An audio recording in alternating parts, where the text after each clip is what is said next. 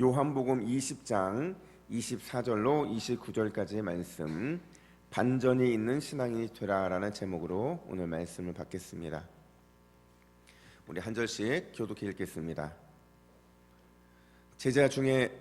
열두 제자 중에 하나로서 디두모라 불리는 도마는 예수께서 오셨을 때에 함께 있지 아니한지라. 다른 제자들이 그에게 이르되 우리가 주를 보았노라 하니 도마가 이르되 내가 그의 손에 못자국을 보며 내 손가락을 그 못자국에 넣으며 내 손을 그 옆구리에 넣어보지 않고는 믿지 아니하겠노라 하니라.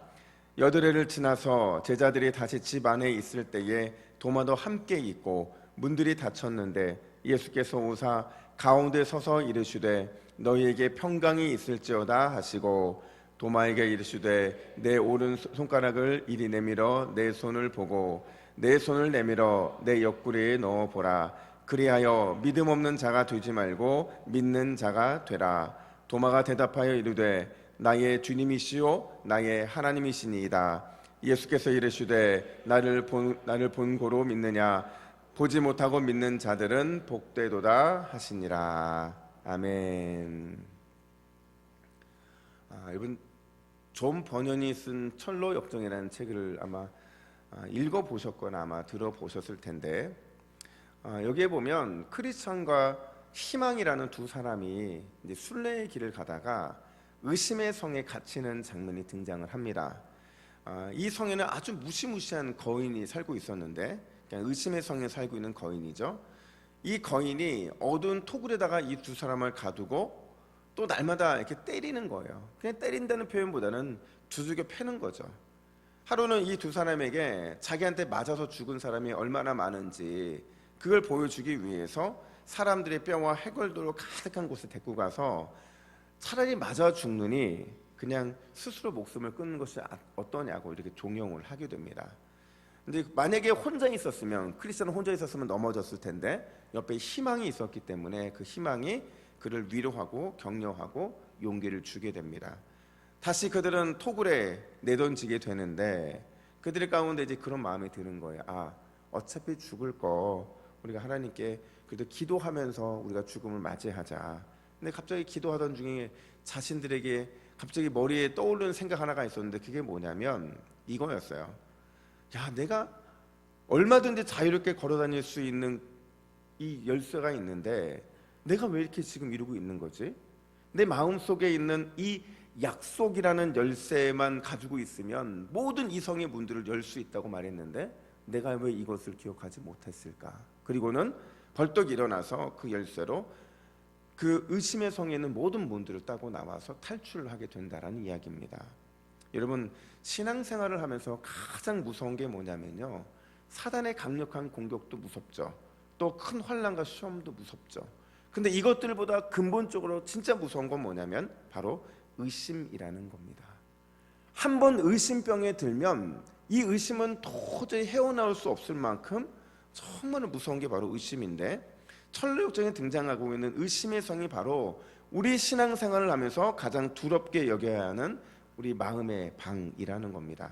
여러분, 우리가 오랫동안 신앙생활을 하든 아니면 신앙생활한 지 얼마 안 됐든 상관없이 우리 모두에게 있어서 늘 숙제는 뭐냐면 어떻게 의심을 확신과 믿음으로 바꿀 수 있느냐 하는 거예요.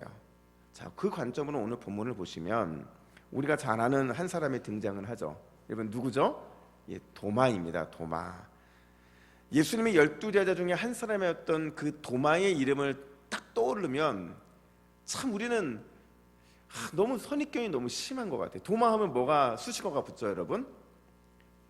의심 많은. 이게 찬양에도 그런 찬양이 있다 보니까 자꾸 도마를 우리는 의심 많은 도마 이렇게 부른다는 거죠. 근데 여러분, 제가 아무리 생각해봐도 도마 진짜 억울한 겁니다. 제가 도마였으면 저 진짜 교회생활 못했을 것 같아요. 지금 2000년 내내 의심 많은 도마라고 불리니까 지금 천국에서 얼마나 도마가 속상하겠어요. 근데 여러분, 이 도마가 의심한 건 맞아요. 의심한 건 맞지만 도마만 이렇게 불리면 안 된다는 거예요. 다른 제자들은 어떻습니까? 그들은 처음부터 예수님의 부활을 믿었고 예수님이 살아오셨다는 사실은 모든 그 제자들이 믿었습니까? 아니요. 다른 제자들도요, 20절을 보니까, 오늘 본문 앞에 있는 20절을 보니까 이 말씀을 하시고 손과 옆구리를 보이시니 제자들이 주를 보고 기뻐하더라, 이렇게 말을 해요. 그 제자들도 예수님이 오셔서 그냥 손과 옆구리를 보여주시니까 주님의 부활을 믿게 됐다라는 거예요. 여러분, 그렇다고 한다면 의심 많은 베드로, 의심 많은 요한, 의심 많은 안드레, 의심 많은 야고보 이렇게 불러야 되잖아요. 근데 도마만 유독 의심 많은이라고 불리고 있다라는 겁니다. 여러분, 엄밀한 의미에서 도마는요, 우리가 본받아야 될 신앙의 본보기가 너무 많은 사람입니다. 오늘 본문은 제가 크게 그 이유가 무엇인지, 우리가 도마를 통해서 그의 신앙에서 배울 것이 무엇인지를 살펴보면서 이제는 우리가 의심 많은 도마라는 생각을 좀 지워버리고 도마가 얼마나 주님 앞에 신실하게 서려고 했던 사람인지를 살펴보는 귀한 시간이 되었으면 좋겠습니다. 자, 첫 번째로 오늘 본문의 도마는 영적인 반전의 아이콘이었다 하는 겁니다. 자, 다시 말씀드리지만 도마 의심한 거 맞습니다. 도마가 의심했으면 의심한 거 맞고요. 하지만 도마만 의심한 게 아니라 10명의 제자들도 함께 의심을 했다는 사실을 기억하셔야 돼요. 차이가 뭐냐? 예수님의 다른 10명의 제자들은 먼저 부활체를 보고 믿은 거예요. 근데 도마는 아직 부활체를 보지 못했기 때문에 그가 보고 믿기를 원했던 믿음을 표현한 겁니다. 그래서 25절에서 이렇게 말을 합니다. 우리 25절을 같이 읽습니다. 시작. 다른 제자들이 그에게 이르되 우리가 주를 보았노라 하니 도마가 이르되 내가 그의 손에 못자국을 보며 내 손가락을 그 못자국에 넣으며 내 손을 그 옆구리에 넣어 보지 않고는 믿지 아니하겠노라 하니라. 아멘. 여러분, 도마가요 진짜 간절한 소망을 얘기하는 겁니다. 제자들이 예수님이 부활했다고 하니까 나도 믿고 싶은데 지금까지 살아오면서 부활을 했던 사람이 없었잖아요. 그러니까 나도 한번 주님을 볼 수만 있다면 내가 그제서 예수님을 믿겠습니다라는 말이 아니야. 그러면 내 믿음이 진짜 확고해질 것 같습니다라는 간절한 소망을 보여주고 있는 거예요. 근데 정말 놀랍게도 반전이 일어나는데 7일이 지나고 나서 제자들과 도마가 함께 있는 자리에 문이 닫혔는데 주님이 찾아오십니다. 그리고서는 예수님께서 27절에서 이렇게 말씀을 하세요. 27절 같이 있습니다. 시작. 도마에게 이르되 내 손가락을 이리 내밀어 내 손을 보고 내 손을 내밀어 내 옆구리에 넣어보라. 그리하여 믿음 없는 자가 되지 말고 믿는 자가 되라. 아멘. 여러분, 예수님의 그 옆구리 손가락 이거 만져보고 그래야 믿겠다 이 말을 예수님이 있는 상태에서 도마가 했습니까? 아니면 제자들만 있는 상태에서 했습니까? 제자들만 있는 상태에서 했는데 자기가 했던 말이 7일이 지나고 나서 똑같이 예수님께서 나타나셔서 자기에게 그 질문을 하시는 거예요. 아마 도마는 굉장히 놀랐을 겁니다. 아니 내가 제자들에게 했던 말을 예수님이 어떻게 하시지? 그리고서는 다시 예수님이 하신 마지막 말씀, 네가 그리하여 믿음 없는 자가 되지 말고 믿는 자가 되라. 이 말은 뭐냐면, 야, 내가 네 마음 받았어. 어서 와서 만져보고 믿음 없는 자가 되지 말고 차라리 믿고서라도 만지고서라도 믿는 자가 되라. 지금 이 말씀을 하고 계신다는 거예요. 여러분, 중요한 게 뭐냐면요, 도마의 반응입니다. 도마의 반응. 저 같으면 이런 기회에, 여러분 지금 예수님의 제자들 중에서도 예수님의 부활체를 만지는 사람은 아무도 없어요. 그렇잖아요.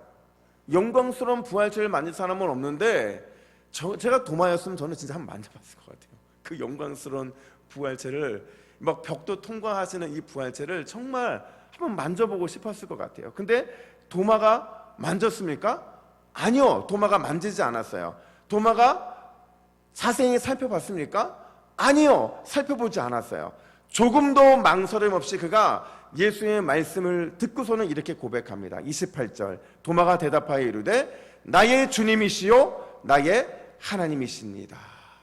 여러분, 무슨 말입니까? 이 말은 뭐냐면 내가 보지 않았어도, 내가 만지지 않았어도 당신을 믿습니다. 당신은 부활하신 내 인생의 주인이시고 또 나의 하나님이십니다. 이런 고백을 한다는 겁니다. 여러분, 요한복음에서요, 베드로같이 이런 고백을 한 사람이 없어요. 요한복음에서처럼 당신은 부활하신 내 인생의 주인이시고 당신은 나의 하나님이십니다. 이런 고백을 한 제자가 없다라는 겁니다. 이 고백은 최후의 고백이면서 또 최고의 신앙 고백으로 요한복음에 등장을 한다는 겁니다. 여러분, 오늘 본문의 도마는 비록 의심에서 시작한 것은 맞아요. 하지만 그의 이 의심은 확신과 믿음으로 나타나는 반전이 그의 인생에 일어나게 되었다라는 겁니다. 여러분, 때로는 우리가 신앙생활하다 보면 의심할 수 있어요. 진짜 하나님이 나를 사랑하는가? 진짜 내 삶에도 기적이 일어날 수 있는가?